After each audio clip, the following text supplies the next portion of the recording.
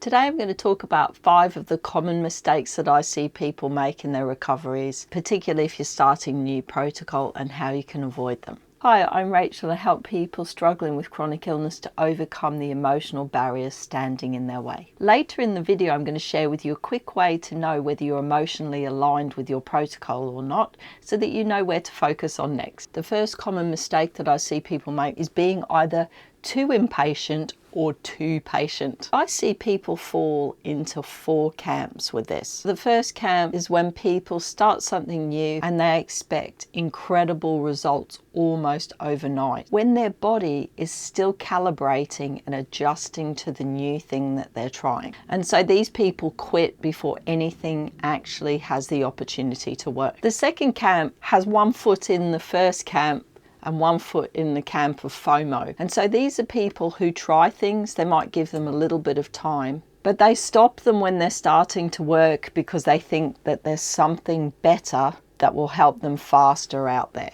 And so they never really allow themselves to reap the full benefits of a protocol. On the other side, we've got camp 3. They stay on protocols for years and don't really get the results they deserve. They're essentially doing the same thing but expecting a different outcome. And then there's camp 4, and I think this is where people get to when they've tried the other camps. And I know I had been through the 3 camps before I settled on this one, which is where you try something, you don't start with any great expectations, you understand that it's going to take a little bit of time for something to work, and you're willing to put the effort in and just wait. The problem with impatience is you're going to quit before you get any results. It took me 18 months doing medical medium and emotional work at the same time to really get that healing started and to recover from chronic fatigue, fibro and hypothyroid. I'd been sick for decades with one chronic illness or another, so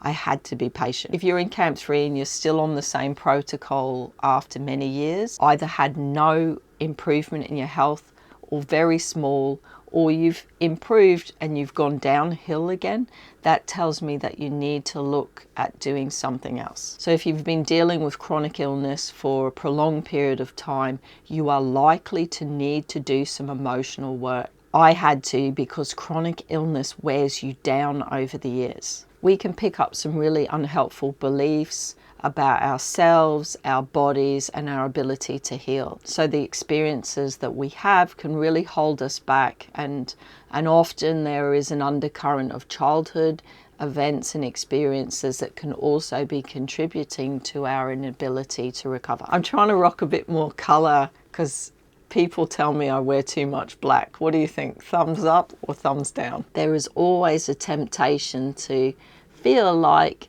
we need to run really quick and do it in the most extreme way if we want to get results. But think of starting something new as like going swimming. If the water is cold and you jump straight in, it can be a real shock to the system. You're going to want to get straight out. New protocols are a little bit like that. Your body needs time to adapt. But it's not only your body, you have to adapt your lifestyle, the way you see what you do. Something like a medical medium is a medium to long-term change. So people try to dive in too quickly and then become overwhelmed and unable to adapt to the changes that they're making. I really believe that going full tortoise is the best way to start something new. So start slowly, layer things in, give your body and your mind an opportunity to adapt, but also to really understand what you're doing so that you can sustain it over a longer period of time and enable yourself to get those results. If you've been trying to heal for some time and it feels like nothing is working, check out my free training. This is going to take you through the 5 shifts that you need to make in order to get chronic illness recovery underway. With health, there's always something new that you can try and something new that you can do, particularly with protocols like medical medium.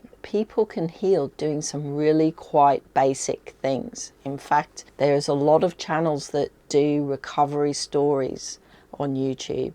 And if you listen to what people do, It isn't 1,000 different things, it's usually one or two that makes a big difference for them. So for example, when I started doing emotional work, I started just getting regulation in place, just understanding how to calm myself first, before I started digging deeper into other things. And the same with medical medium. It took me 2 months to really feel like I had the basics down, before I even did heavy metal detox smoothies and things like that. In fact, I don't remember really starting those for 3 or 4 months. So we all love new things, but it can be easy to forget that the basics are your foundation.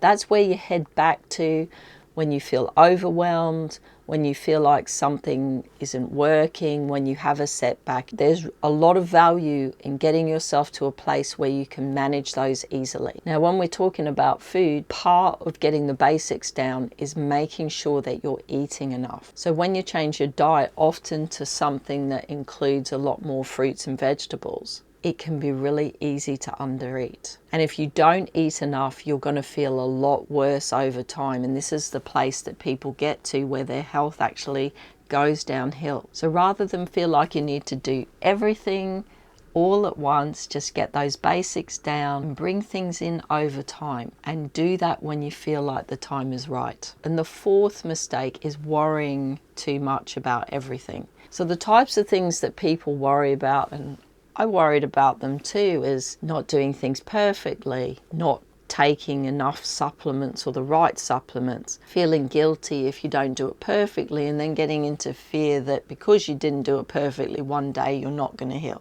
Or people can become terrified of toxins in the environment. I have been there. And that adds up to a whole lot of heavy emotion. And getting stuck in this cycle of heavy emotion is not conducive to health recovery, because emotions like these can dysregulate our nervous system. And we need our nervous system to be regulated and to be working the way it should be in order for us to heal. So something that helped me break this fear cycle, particularly around supplements, was remembering that these are there to support me. So the worst that could happen if I didn't take a supplement or I made my own, which is something I'm very keen on doing, perhaps that didn't support me as much as something else, but everything else I was doing, that would pick up the slack, because healing is about an accumulation of small efforts done consistently over time. Forgetting to take a supplement or not taking one for a period of time is not that big a deal. More aligned and content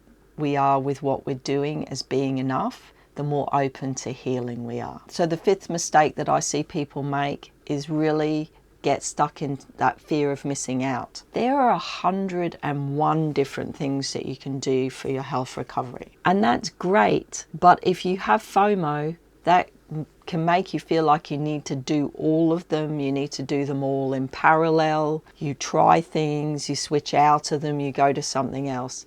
And that just adds up to not only a whole lot of overwhelm, people get stuck down rabbit holes and they don't know how to get themselves out of it again, an immense amount of pressure, but also things aren't given a chance to work. We're sort of hopping from one thing to the next, thinking that that's what you've got to do to heal. And unfortunately, as someone who suffered from that myself, this can add to an immense amount of confusion about what healing's about and what you need to do to recover. And so to get out of this, I had to take a step back, put the books down, stop using Google, and just stick to a couple of things and make myself focus on those. That took a lot of pressure off me and enabled me really to get my body into that healing state, because you don't need to be an expert on everything to recover. So here's a quick way to know if you're emotionally aligned with what you're doing for your recovery. It's important to be emotionally aligned, because when we're aligned with things,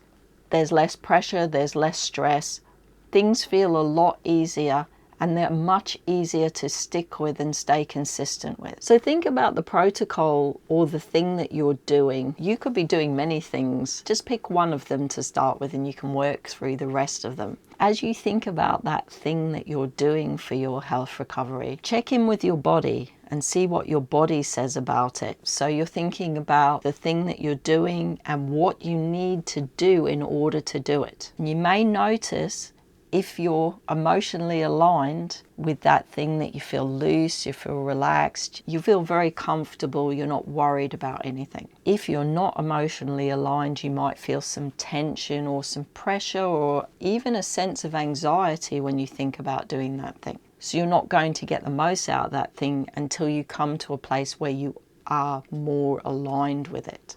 In order to do that, you need to look at your beliefs around that thing that you're doing. And listening to our bodies is really a great way of finding those emotional barriers to success. One of the reasons we get impatient in our recoveries is because we don't see the signs of healing. So check out this video next, because it's going to take you through 5 signs that recovery is underway for you.